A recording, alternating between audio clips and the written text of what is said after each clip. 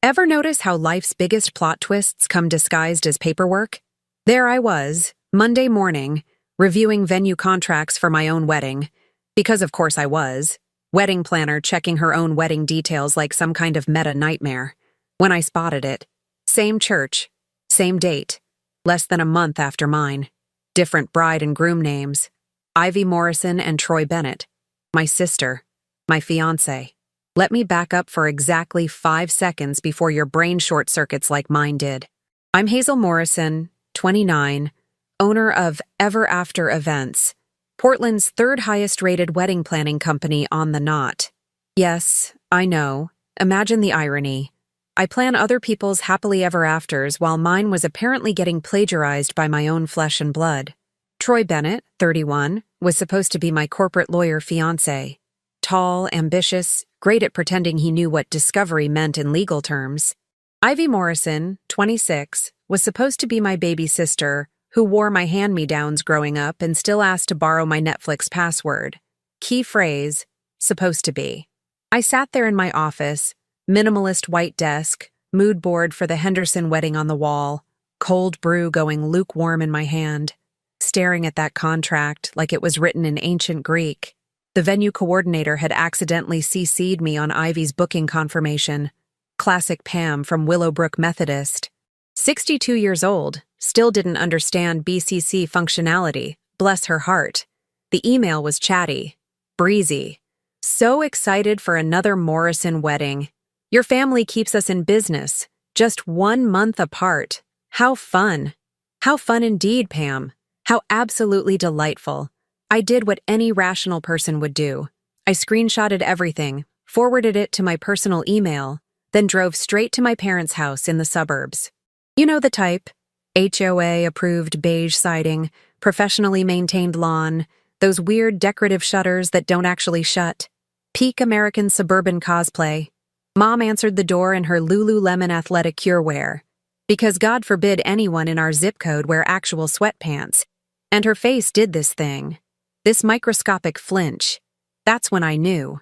Hazel, sweetie, what a surprise on a Monday. Cut the Stepford wife routine, Mom. Why is Ivy getting married at my church less than a month after my wedding? She ushered me inside like I'd just announced I had a highly contagious disease. Living room, cream sectional, those live, laugh, love derivative signs that say, gather and blessed. Fresh flowers from Trader Joe's in that specific mason jar way. Dad was on the couch pretending to read the Wall Street Journal, but clearly eavesdropping. Honey, we were going to tell you— Tell me what? That my sister's marrying my fiancé? When exactly was that conversation scheduled? Before or after my wedding? That's happening in 5 weeks. Dad set down the newspaper. Hazel, let's be reasonable. I'm extremely reasonable, Dad. I'm so reasonable I haven't set anything on fire yet. Start talking. Mom did this hand-wringing thing she does when she's about to say something she knows is indefensible but is going to defend anyway. Ivy's pregnant. The room tilted slightly. She's 3 months along, Mom continued, picking invisible lint off the couch. It's Troy's baby. They didn't mean for it to happen, sweetie, but these things. I laughed. Actually laughed. The sound came out wrong, like a bark. These things where your daughter sleeps with your other daughter's fiancé and gets knocked up, those kind of things. The kind that just happen, like a fender bender or a missed period. Wait, Hazel, language. How long? Silence. The grandfather clock in the corner, inherited from Dad's mother, keeps terrible time but we're not allowed to fix it. Ticked. How? Long. Dad cleared his throat. They said about 4 months. It started around Christmas. Christmas when Troy had that work emergency and missed my family dinner. When Ivy had volunteered to bring him cookies the next day because she felt so bad he'd worked through the holiday. When I'd actually thanked her for being thoughtful. And you knew? I looked between them. Both of you? Ivy told us 2 weeks ago, Mom said quietly. She was terrified. She didn't know how to tell you. So she booked the church instead. Much more efficient. Very modern. She needs support right now, Hazel. She's young, she's scared. She's 26 and apparently very intimate with Troy. So I'd say she's managing fine. Hazel Morrison! Mom's voice went up that octave it does when she's more concerned with propriety than actual problems. This is exactly why she was afraid to tell you. You make everything so difficult. I make everything difficult. Right. Not the sister who's currently gestating my fiancé's child. Not the fiancé who… Wait. Something clicked. Where is Troy right now? They looked at each other. He's at work, presumably, Dad said. At his law firm. Yes. The law firm where he works as a corporate attorney. Hazel, where are you going with this? I was already pulling up my phone. Troy graduated from University of Oregon Law School, right? That's what he always says. Took the bar exam February 2019, passed on the first try. Very impressive. I don't see what that has to do with… I was typing into the Oregon State Bar website. Public records. Every licensed attorney in the state. Search, Troy Michael Bennett. No results found. Huh. I showed them my phone. That's weird. It's like he doesn't exist. Mom waved it off. Maybe it's a different name, or the website is… The Oregon State Bar is incredibly thorough, Mom. It's literally their job.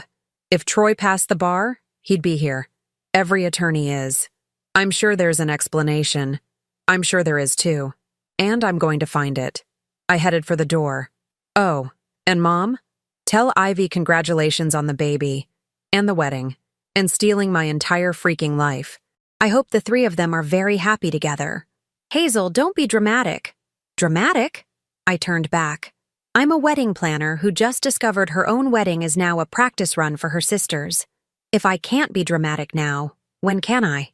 I drove back to my condo in a fugue state. You know that feeling where you're technically operating a vehicle but your brain is 3 dimensions away? Red light, green light, turn signal, autopilot. The whole time, my mind was racing. Troy wasn't in the bar database. Troy wasn't a licensed attorney. Troy had been working late approximately 3 nights a week for 4 years. Troy's law firm, Barrett and Associates, I'd never actually visited. He always said they had strict security policies about visitors. I pulled into my parking garage and sat in my car for 10 minutes, just thinking. My phone buzzed. Text from Ivy. Mom told me you know. I'm so sorry, Hayes. We didn't mean for this to happen, but I love him. And the baby needs a father. You understand, right? You've always been the strong one. You'll be fine. I stared at that message. The casual cruelty of it. The assumption that I'd just… What? Roll over? Play dead? Be the strong one who absorbed everyone else's terrible choices. Another text. Also, Mom said we can use the flowers you ordered since they're already paid for. That's okay, right? We have the same taste anyway, lol. That's when something in me shifted, hardened, crystallized into something sharp. You want to know the difference between being heartbroken and being dangerous? Heartbroken people cry. Dangerous people start taking notes. I opened a new document on my phone, started typing. Operation. Ever after target. Troy Bennett, Ivy Morrison. Objective. Truth timeline. 25 days. Probability of success. TBD. Probability of satisfaction. Guaranteed. Because here's what my dear sister didn't understand. I'm a wedding planner. I'm detail-oriented. I'm obsessive. I've spent 4 years planning other people's perfect days, which means I've spent 4 years learning every single thing that can go wrong. And now? I was about to plan the most memorable wedding of my career. Just not the way anyone expected. The thing about suburban family drama is that it operates on this bizarre code of silence. Nobody actually addresses the elephant in the room. They just redecorate around it and pretend it's a quirky design choice. Case in point. Tuesday morning brunch. Mom had texted the family group chat. Yes, we had one. Yes, it was called Morrison Magic. Yes, I wanted to die every time it pinged. Requesting my presence at their house for family discussion. Code for ambush.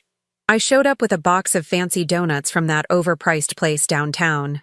Maple bacon, lavender honey, the kind that cost $48 and scream, I'm handling this like an adult.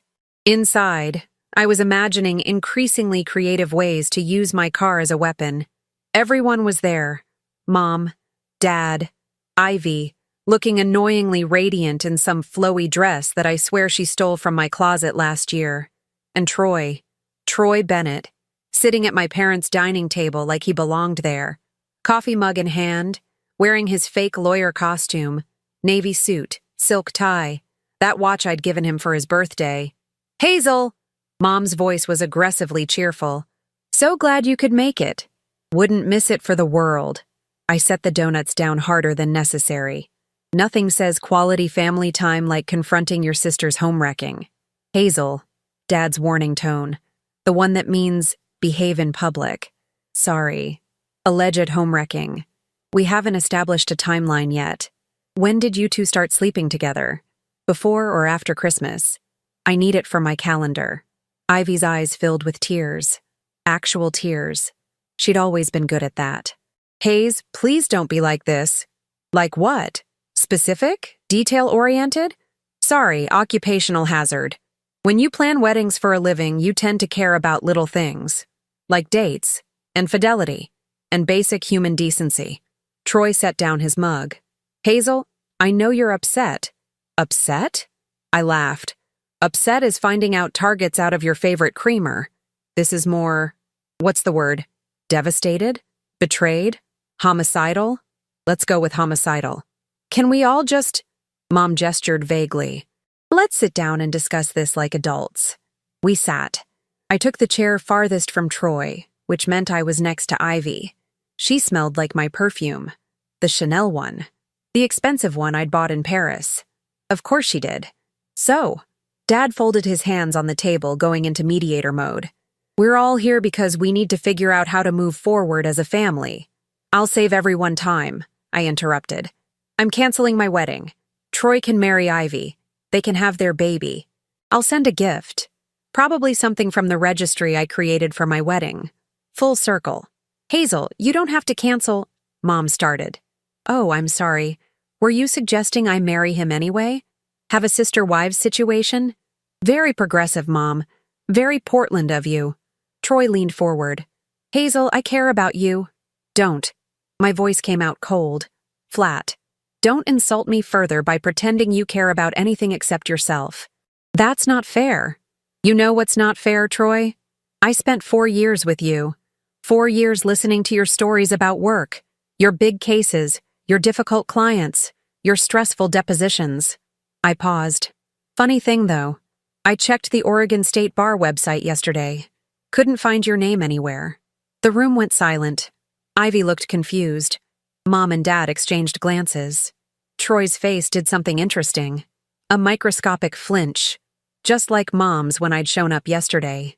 The website's been having issues." "Has it? Because it worked fine for your colleague James Morrison, and Sarah Collins, and literally every other attorney I searched for. Just not you." "Hazel, what are you implying?" Dad asked. "I'm not implying anything. I'm asking a direct question. Troy, are you a licensed attorney in the state of Oregon?" "Of course I am." "Great. Then you won't mind if I call Barrett and Associates and verify your employment? I'm sure they'd love to hear from your almost wife." I pulled out my phone. "What's the main line again?" Troy stood up. "This is ridiculous. I don't have to prove anything to you." Interesting response from someone who definitely has nothing to hide. Ivy grabbed Troy's hand. "Hazel's just trying to start drama." "Drama?" "Sweetie, I don't need to start anything. You two did that all by yourselves. I'm just asking questions, like any good wedding planner would." I smiled. "Speaking of which, Mom said you're using my flowers for your wedding. That's so thoughtful. Are you also using my caterer?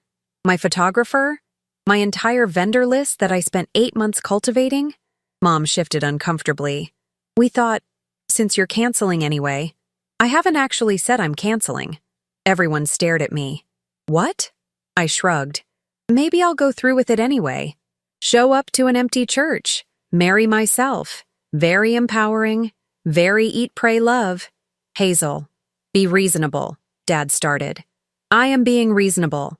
Reasonable would be not asking why my entire family is prioritizing my sister's shotgun wedding over my mental health. But sure, I'll be more reasonable. Troy, what law school did you attend again?" "University of Oregon." "And you graduated when?" 2018. "And passed the bar in 2019? "February 2019, yes."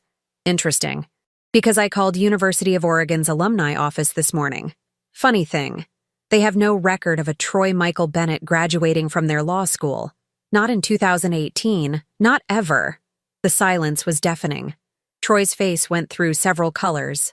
Red, white, kind of grayish. There must be a mistake. Must be a lot of mistakes happening lately. I stood up. You know what? I'm done here. Ivy, congratulations on your wedding. Mom, Dad, thanks for choosing sides so efficiently. Really warms the heart. I grabbed my purse.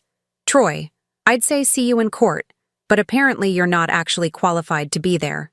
I walked out, got in my car, drove exactly 2 blocks before pulling over and shaking so hard I had to grip the steering wheel. Then I called my best friend, Marin. Emergency brunch aftermath, I said when she picked up. Meet me at Sunnyside Cafe in 20 minutes. Bring your lawyer brain. Oh God, what happened? Remember how I said my life couldn't get worse? Yeah? I was extremely wrong. Marin showed up at Sunnyside Cafe looking like she'd just walked out of a courtroom, which she probably had. Power suit, briefcase, that specific energy of someone who argues for a living and wins. She's a family attorney, handles divorces, custody battles, the whole messy spectrum of human relationships falling apart. We'd been friends since college, when she talked me out of a terrible boyfriend and I talked her through the bar exam stress. The irony wasn't lost on me. Okay. She sat down, ordered a double espresso, and pulled out a legal pad. Tell me everything, slowly, chronologically, like I'm documenting it for a deposition. I walked her through it. The venue contract, the confrontation with my parents, Troy's missing bar registration, the brunch from hell that morning. Marin took notes in that terrifying shorthand lawyers use, occasionally making sounds that ranged from to oh no. When I finished, she set down her pen and looked at me with this expression I'd seen her use on opposing counsel. Calculating, predatory, kind of thrilling. You know what you have here? She asked. A dumpster fire of a life? Leverage. I blinked. What? Hazel, listen to me very carefully. If Troy isn't licensed to practice law, and he's been representing himself as an attorney, that's not just embarrassing. That's criminal. Unauthorized practice of law. It's a Class A misdemeanor in Oregon, sometimes a felony depending on circumstances. We're talking fines, jail time, civil liability for anyone he gave legal advice to. My brain started catching up. He works at Barrett and Associates. Does he, though? Marin pulled out her phone. Let's find out. She called the firm. Put it on speaker. Barrett and Associates. How may I direct your call? Hi. Yes. I'm trying to reach Troy Bennett? He's an attorney there? Pause. I'm sorry. We don't have anyone by that name. Are you sure? Troy Bennett? Corporate law? I'm showing no one in our directory with that name. Would you like to speak with someone else? Marin's eyes met mine. No, that's all. Thank you. She hung up. We sat there for a moment. He doesn't work there, I said slowly. He doesn't work there. So where the heck has he been going every day for 4 years? Marin tapped her pen against the pad. That's an excellent question. But here's a better one. Where's the money coming from? What do you mean? Hazel, you're a wedding planner. Good money, but not great money. Troy supposedly made 6 figures as a corporate attorney. You two split a nice condo downtown, he drove a Lexus, he always picked up dinner tabs. That money came from somewhere. I never really thought about it. You didn't need to. But now we need to think about it very carefully. She started writing. We need to figure out what he's been doing, where he's been going, how he's been funding this fake attorney lifestyle. Because people don't just pretend to be lawyers for fun. There's a reason. How do we? Leave that to me. I have a friend who's a private investigator, handles fraud cases. This is literally his specialty. She looked up. But Hazel, I need to ask you something. If we go down this road, if we start digging, we might find things you don't want to know. Are you prepared for that? I thought about Ivy, about the smug look on her face at brunch, about my mother asking if it was okay to use my flowers, about Troy sitting at that table like he'd done nothing wrong. I'm prepared, I said. Good, because I think your sister's pregnancy might be the least of your problems. The next 2 weeks were educational. Marin's investigator friend, guy named Sullivan, early 50s, looked like a middle school geography teacher but apparently had the tracking skills of a bloodhound, started following Troy, documenting everything: where he went, who he met with, what time he left the house, what time he came back. Turns out, Troy wasn't going to a law firm. He was going to a shared WeWork space downtown, $300 a month for a desk and the appearance of legitimacy. He'd meet clients there, real people with real legal problems, take their money, give them advice that may or may not have been accurate, and send them on their way. Sometimes he'd dress up and go to actual courtrooms, watching real lawyers work, taking notes. He's been doing this for 3 years, Sullivan told me over coffee at a diner near my office. He slid a folder across the table. Started small, traffic tickets for friends, then bigger stuff, contract disputes, basic litigation. He never filed any actual paperwork with the court, just advised people, made them think he was handling it, collected fees. How much? I asked. Conservatively? About $200,000 over 3 years. I felt sick. That's fraud. That's fraud, Sullivan agreed. But here's the interesting part. He pulled out another document. Your future mother-in-law, Martha Bennett? She has Alzheimer's, early stage. You knew that, right? Troy mentioned it. He said she was doing okay, living independently. She was. Until last year, when Troy became her power of attorney, medical and financial. And since then, there's been activity. He showed me bank statements, Martha's checking account, regular withdrawals, $3,200 a month, every month, for 14 months. That's $44,000, I said quietly. That's elder financial abuse, Sullivan corrected. Class C felony in Oregon, $400,000 fine, up to 5 years in prison, and that's on top of the unauthorized practice of law. I stared at those bank statements. Martha Bennett was a sweet woman, quiet. She'd shown me photo albums of Troy as a kid, told me stories about his dead father, cried when Troy proposed to me. She'd given me her mother's pearl earrings as an engagement gift, and her own son had been robbing her blind. Does she know? I asked. I doubt it. The withdrawals are small enough that she probably doesn't notice. Or if she does, she's confused enough that she can't track it. Sullivan leaned back. But here's what I don't get. Troy's making money from the fake law practice, enough to live comfortably. Why steal from his mother?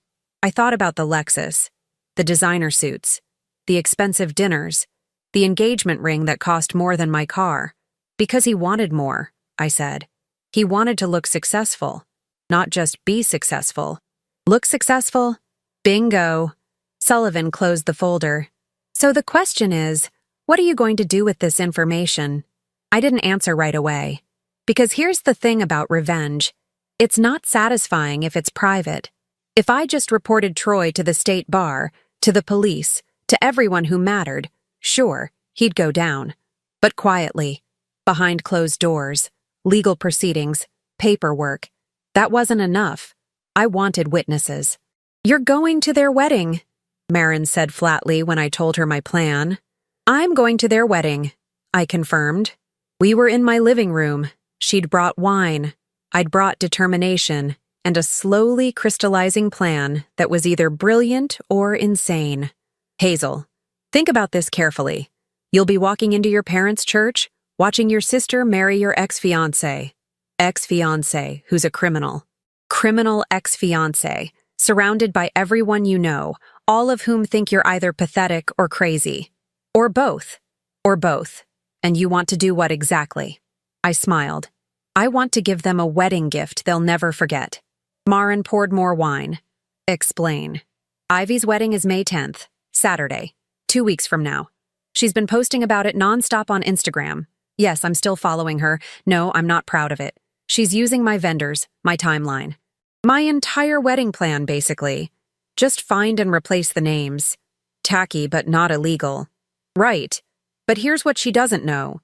She sent out digital invitations through paperless post. I know this because my cousin forwarded me one, thinking I'd want to know.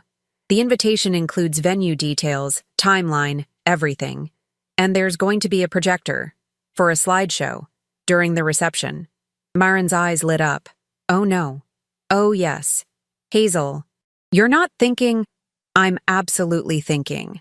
I pulled out my laptop. Sullivan got me everything. Bank statements, screenshots of fake law practice ads, emails from clients Troy defrauded, video of him at the WeWork pretending to be an attorney, records of the unauthorized practice, Martha's power of attorney documents and withdrawal history. All of it. And you want to project it. At the wedding. During the speeches. When everyone's sitting there thinking this is a beautiful celebration of love, I'm going to show them exactly who they're celebrating. Marin was quiet for a long moment. Then, that's either the most satisfying thing I've ever heard, or a lawsuit waiting to happen. Can they sue me for telling the truth? Technically, if you do it maliciously, it's not malicious. It's informative. I'm informing the wedding guests about important facts regarding the groom's criminal activities. Public service announcement. Hazel, Marin, they stole my wedding, my flowers, my vendors, my fiancé, my entire life plan. And nobody, not my parents, not my sister, not Troy, nobody has apologized. Nobody has shown even a shred of remorse. They all just expect me to… What? Disappear? Cry in private? Be the bigger person? You could still report him to the authorities. I will. After the wedding. But first, I want them to feel what I felt. That moment when your entire reality shifts. When you realize the person you thought you knew was a stranger. When everything you believed in turns out to be a lie. I looked at her. They deserve that, don't they? Marin studied me for a long moment. Then she raised her wine glass. They absolutely do. The morning of May 10th arrived with that specific kind of beautiful weather that feels like the universe is mocking you. Cloudless sky. Perfect 72 degrees. The kind of Saturday where every Instagram influencer in Portland would be posting about blessed days and good vibes only.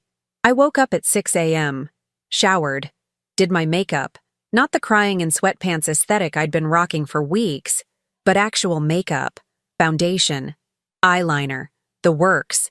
Chose a dress I'd bought for a client's wedding last year, emerald green, fitted, the kind that says, I'm doing fantastic, and definitely not planning to ruin your life today. Marin showed up at 9 with coffee and moral support. You sure about this? She asked, watching me pack my laptop and a small projector into an oversized purse. Absolutely not, but I'm doing it anyway. That's the spirit. She paused. Sullivan got one more thing last night. Wanted to make sure you had it before today. She handed me her phone. Video footage. Grainy, clearly taken from someone's doorbell camera. Ivy and 2 friends walking down a suburban street, wine glasses in hand. Date stamp, March 15th. Audio. Friend. 1. I can't believe you're actually doing this. Ivy. Why not? She got to have him first. Now it's my turn. She always gets everything first anyway. Friend 2. But isn't that kind of… Ivy. What? Fair? She's had the perfect life forever. Perfect job, perfect apartment, perfect fiancé. About time someone took something from her for once. Laughs. Besides, Troy's way more fun than she ever appreciated. I watched it twice. Felt that familiar anger crystallize into something colder, more focused. Where'd Sullivan get this? Ivy's neighbor. Turns out she's not popular on the block. Someone was very happy to share their ring footage. I sent the video to myself, added it to the folder. Okay, I said. Now I'm ready. Willowbrook Methodist Church looked exactly like it had for my wedding planning sessions. White clapboard exterior, stained glass windows, that quintessential American small-town church aesthetic that shows up in every Hallmark movie. Cars were already filling the parking lot. I recognized most of them. Martha Bennett's silver Honda Accord was near the entrance. That's your inn, Marin said. Sullivan said she usually arrives early, sits in the front. You talk to her first. I found Martha in the church vestibule, looking confused and small in a lavender dress. Her hair was done professionally. Clearly Ivy had sent her to a salon, but her eyes had that slightly unfocused quality I'd noticed lately. The Alzheimer's fog. Martha, I said gently. She turned and her face lit up. Hazel. Oh, sweetheart, I didn't know you'd be here. This is so confusing. They said Troy's getting married, but I thought… Weren't you— Her face crumpled. I'm sorry, I can't remember. It's okay. I took her hand. Martha, I need to show you something. It's important. Can we sit down for just a minute? We sat in a back pew. I pulled out my tablet, showed her the bank statements, her account, the withdrawals. Do you recognize these? I asked gently. She squinted at the numbers. That's my checking account. But I don't— She traced a withdrawal with her finger. $3,200. Every month. I don't remember taking out that much. You didn't. Troy did. He's your power of attorney, remember? You signed the papers last year. I did? She looked genuinely confused. Why would he need— Martha, he's been taking money from your account for over a year. $44,000 total. Her hand flew to her mouth. No, Troy wouldn't. He's my son, he wouldn't— I have proof. Bank records. His signature on the withdrawal slips. Everything. I showed her more documents. I'm so sorry. I know this is a lot, but you deserve to know. Tears started rolling down her face. He said he was taking care of me, that I shouldn't worry about money anymore. I trusted him. I know. I trusted him too. I squeezed her hand. But we're going to fix this. Together, okay? She nodded, wiping her eyes with a tissue from her purse. Martha, I need you to do something brave. In about an hour during the reception, I'm going to show everyone what Troy's been doing. Not just to you, to a lot of people. And I need you to be there, to stand up and tell the truth. Can you do that? She looked at me for a long moment. Then her jaw set in a way that reminded me exactly where Troy got his stubborn streak. That man stole from his own mother, she said clearly. You're darn right I'll stand up. The ceremony was nauseating. I sat in the very back row with Marin, watching my entire family parade down the aisle. Cousins, aunts, uncles, friends who'd been at my engagement party 6 months ago. Everyone dressed up, smiling, acting like this was totally normal. My mother was in the front row wearing the mother of the bride dress we'd picked out together for my wedding. Champagne-colored, elegant. She caught my eye once and quickly looked away. Then Ivy appeared in the doorway, wearing a white mermaid gown that I swear to God was inspired by a dress I'd shown her from my Pinterest board. She looked radiant, glowing, triumphant. The wedding march started. Troy stood at the altar in his best fake lawyer suit, watching Ivy walk toward him with this expression that might have been love or might have been relief that someone finally bought his nonsense completely. The ceremony was quick. Methodist efficiency. Pastor Jim, who'd known our family for 20 years, did his dearly beloved speech, asked if anyone objected.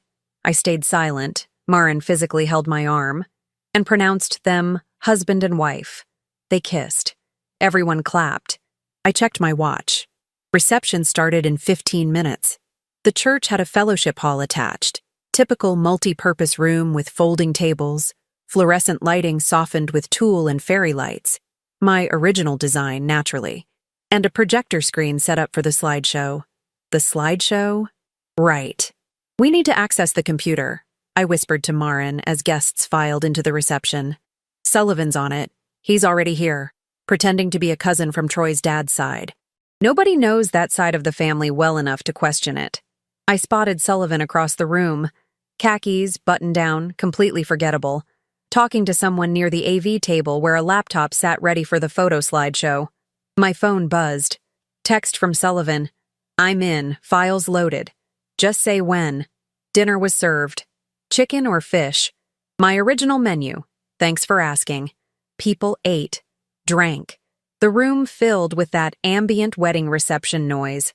Laughter, clinking glasses, bad DJ playing top 40 hits. Troy and Ivy sat at the head table looking insufferably happy. My parents flanked them, playing proud family. My dad kept checking his phone. My mom kept adjusting Ivy's veil. Nobody had acknowledged me. Not one person had come over to ask how I was doing, if I was okay, why I was even there. I was invisible. The embarrassing footnote nobody want Dee to discuss. Perfect. The best man stood up, some guy named Derek I'd met twice, and clinked his glass. If I could have everyone's attention, We're about to start the toasts, and then we have a special slideshow of Troy and Ivy's journey together. I stood up, walked to the front of the room, every head turned. Actually, I said, loud enough to carry, I have something to share first, if you don't mind. Derek looked confused. Troy's face went white. Ivy half stood from her seat. Hazel, what are you... Dad started. I promise this'll be quick, I said brightly. Just a few things I think everyone should know about the happy couple. Sullivan? The lights dimmed. The projector screen flickered to life. And there it was. All of it. First slide. Troy's Oregon State bar search results. No attorney found. Fun fact, I narrated. Troy isn't actually a lawyer. Never passed the bar. Never even took the bar. That law degree on his office wall? Bought it online for $490. Gasps rippled through the room. Troy stood up. This is ridiculous. Next slide. Screenshots of his WeWork ads. Legal consultation. Experienced attorney. He's been practicing law without a license for 3 years, I continued. Taking money from clients. Giving legal advice he's not qualified to give. That's a felony, by the way. Next slide. Client emails. Complaints. People wondering why their cases weren't progressing. Trevor Hamilton paid him $5,000 for a contract dispute that Troy never filed. Sandra Lee paid $3,000 for a custody case that doesn't exist in any court system. There are 37 more just like them. The room was dead silent. Troy was moving toward me, but Maren stepped in front of him. I wouldn't, she said quietly. I'm an actual attorney, and I'm recording everything. Next slide. Martha's bank statements. The $3,200 monthly withdrawals highlighted in yellow. And while he was committing fraud, I said, he was also robbing his own mother. Martha Bennett has early-stage Alzheimer's. Troy became her power of attorney and has been systematically draining her checking account. $44,800 over 14 months. Martha stood up from her table. He told me he was helping me, she said, voice shaking but clear. He said I shouldn't worry about bills anymore. I trusted him, and he stole from me. Mom, Troy started. Don't you dare call me Mom, not after what you've done. Next slide. The video of Ivy. Her voice filled the room. She always gets everything first anyway. About time someone took something from her for once. Ivy's face went from white to red. That was private. So was my relationship with Troy, I shot back. Didn't stop you. Next slide. Medical records. Sullivan had really outdone himself. Oh, and Ivy? About that pregnancy? I looked directly at her. You had a miscarriage at 6 weeks, March 21st. But you never told anyone, did you? You just kept pretending. Kept showing off fake ultrasound photos you printed from the internet. Kept using a non-existent baby to justify stealing your sister's fiancé. The room exploded. People shouting, chairs scraping. My mother screaming. How dare you? I raised my voice. I dare because nobody else would. You all sat here celebrating a wedding built on lies and fraud and theft? So, yeah, I dare. Troy's father, Richard Barrett, the senior partner, stood up from a back table where he'd been sitting quietly. His face was purple with rage. Is this true? He demanded, looking at Troy. Have you been practicing law without a license? Using my firm's name? Dad, I can explain. Using my reputation? My credibility? Richard's voice could have cut glass. Do you have any idea what this means for Barrett and Associates? The liability? The lawsuits? The Bar Association investigations? I never used your firm name directly. You told everyone you worked there. I have clients in this room, Troy. Clients who are now wondering what the heck kind of operation I'm running. Ivy grabbed Troy's arm. Baby, just tell them it's not true. Tell them Hazel's lying. I have documentation, I said calmly. Every single piece. Already turned over to the Oregon State Bar Association and the District Attorney's Office as of 9 a.m. this morning, and the Adult Protective Services regarding Martha's case. Troy turned on me. You vindictive. Careful, Maren warned. That's verbal assault, in front of 100 witnesses. 2 uniformed police officers appeared in the doorway. Apparently Sullivan had been very thorough with his planning. Troy Michael Bennett? One of them asked. Troy's face went through several emotions at once: rage, fear, disbelief, that specific look of someone whose entire world just collapsed. "You're under arrest for unauthorized practice of law and financial exploitation of an elderly person. You have the right to remain silent." They handcuffed him. Right there, in his wedding tuxedo, in front of everyone. Ivy started crying. "This isn't happening. This can't be happening." "Oh, it's happening," I said.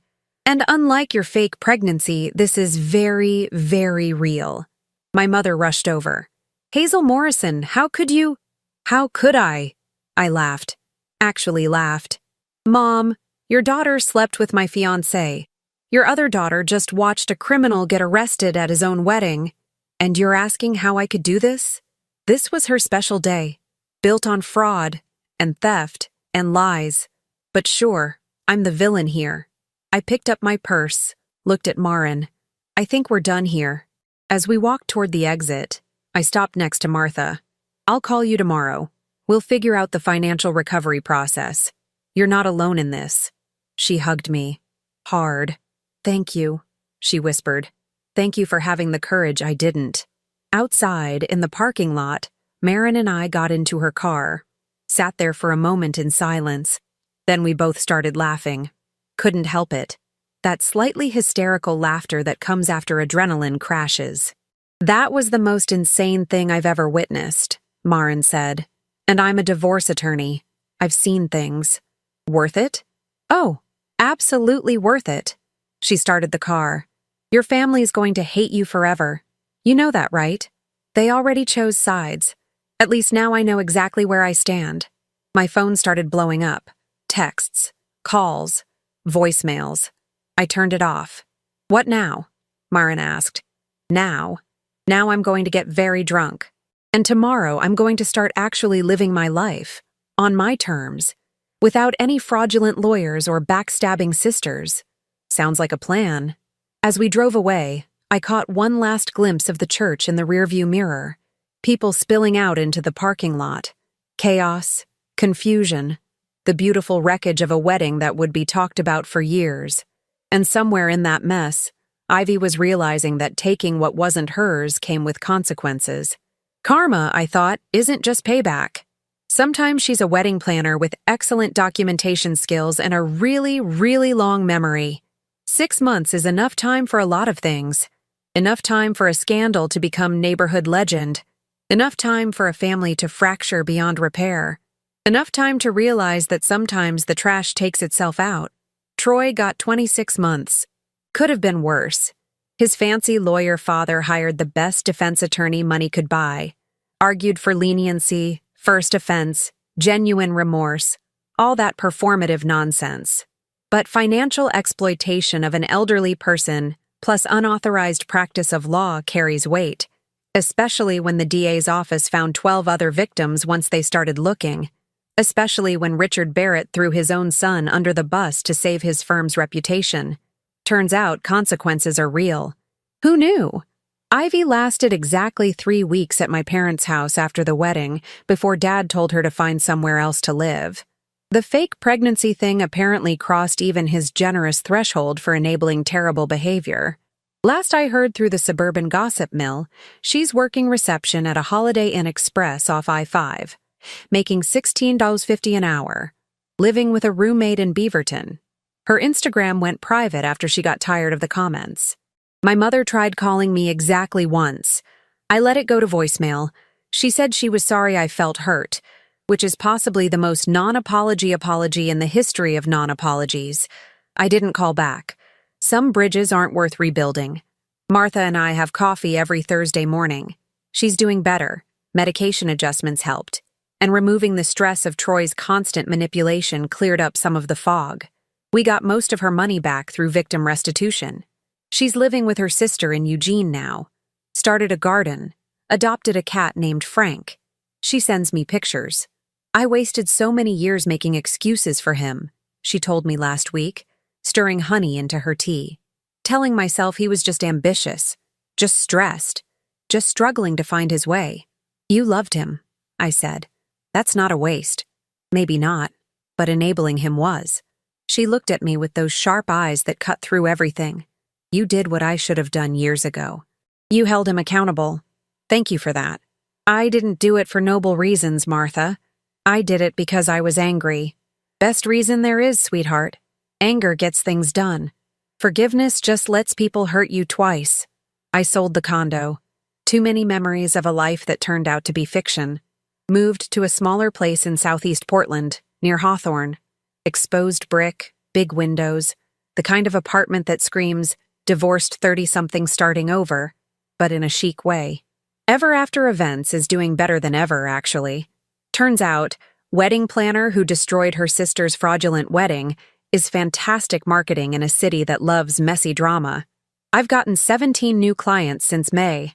Brides who want someone who gets it, who won't take nonsense from difficult vendors or boundary-violating family members, who understands that weddings are complicated enough without adding betrayal and felonies. I raised my rates 40%. Everyone paid without question. Marin says I'm frighteningly well-adjusted for someone whose life imploded 6 months ago. I think she's just impressed I haven't committed any actual crimes. Yet. You know what the weirdest part is? I told her over brunch last Sunday. Our new tradition, mimosas at Sunnyside Cafe every week. I'm not even that sad anymore. Like, the betrayal hurt, the humiliation hurt. But Troy, Ivy, the whole fairy tale life I thought I wanted, I don't miss it. Because it was never real, Marin said. You can't miss something that didn't actually exist. Exactly. I was in love with a character he was playing, living a life my family approved of. Following this script nobody actually wrote, but everyone assumed I'd perform. I stabbed a piece of French toast. Screw the script. Screw the script, she agreed, raising her mimosa. I ran into Ivy 2 weeks ago. Pure accident. We were both at Target naturally, because that's where all Portland suburban drama eventually converges. I was in the home goods section looking at throw pillows I didn't need. She was in the clearance aisle, pushing a cart with ramen and generic toilet paper. She saw me, froze, looked like she was debating whether to run or pretend she hadn't noticed me. I walked over. Hazel, she said quietly. Ivy. Silence. Uncomfortable. The kind where you can hear the terrible acoustic version of a pop song playing through the store speakers. You look good, she finally said. Thanks. You look. I paused, trying to find something true but not cruel. Different. She laughed. Sad, hollow sound. That's one word for it. How's the Holiday Inn? Her face colored. You heard about that. Suburbia's a small world. Everyone hears about everything. Right. She gripped her cart handle. I know you probably don't want to hear this, but I'm sorry. For everything. I was jealous and stupid and I destroyed everything for literally nothing. I studied her. Tried to find some satisfaction in her obvious misery. Found mostly just nothing. Emptiness where anger used to live. You did, I agreed. But you destroyed your own life more than mine. So I guess the universe balanced out. I heard Troy's getting out early. Good behavior or something. 18 months instead of 26. Yeah. Lucky him. Are you? She couldn't finish the question. Am I what? Getting back together with the convicted felon who committed fraud and stole from his own mother? No, Ivy. Shockingly, I'm not. I didn't mean. I know what you meant, and no. I'm not interested in either of you. You can have him when he gets out if you want. Start over. Build a life based on mutual betrayal and poor impulse control. Sounds romantic. She flinched. That's not fair. Life's not fair. You taught me that. I adjusted my purse. Take care of yourself, Ivy. Genuinely. Figure out who you are when you're not trying to be me. I walked away before she could respond. In the parking lot, I sat in my car for a moment, waited for the sadness, the anger, the crushing weight of family loss. Felt nothing but relief. Here's what nobody tells you about burning your life down. It's terrifying and liberating in equal measure. You lose people, family, friends, that whole social infrastructure you thought was permanent. But you also lose the obligation to pretend, to perform, to be whoever everyone else needed you to be. I'm not the bigger person. I didn't forgive anyone. I didn't rise above or take the high road or any of that aspirational nonsense people preach when they want you to accept abuse quietly. I got mad. I got evidence. I got even. And then, I got on with my life. Martha sent me a text yesterday. Frank caught a mouse. Very proud of himself. Thought you should know. I sent back. Living his best life. We all should. She replied, Amen to that, sweetheart. Amen to that. Sometimes I think about that wedding. The look on Troy's face when the police walked in. The sound of Ivy's voice breaking when the fake pregnancy got exposed. My mother's expression when she realized I'd actually done it. Blown up the whole charade in front of everyone who mattered. It should probably make me feel guilty. Ashamed. Like I went too far. It doesn't. Some people deserve grace. Second chances. The benefit of the doubt. And some people deserve to get arrested at their own wedding in front of 100 witnesses while their fraud and manipulation get projected on a screen in high definition. I'm at peace with providing the latter. Last week, I took on a new client. Woman in her early 30s, getting married for the second time. First husband cheated, apparently. Whole messy divorce situation. She sat in my office looking nervous and determined. I want everything perfect, she said. But I also want security, documentation. Like if everything goes wrong, I want proof it was beautiful once. Does that make sense? I smiled. It makes perfect sense. I'm very good at documentation. That's what I heard. She pulled out her phone, showed me photos of venue options. My sister said you destroyed your own sister's wedding. That true? Factually accurate. Though destroyed is subjective. I'd say I provided crucial information at an opportune moment. She laughed. I like you. You're honest. I'm practical. There's a difference. I pulled out my planning binder. Let's build you something beautiful, something real. And if anyone tries to mess with it, we'll be ready. Deal. We shook hands. And I thought, this is it.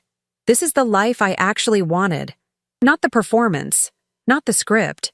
Not the fairy tale my family approved of. Just the truth. However messy and complicated and imperfect it might be. Because here's the thing about happy endings.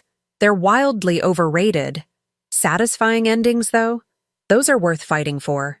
And mine was pretty darn satisfying.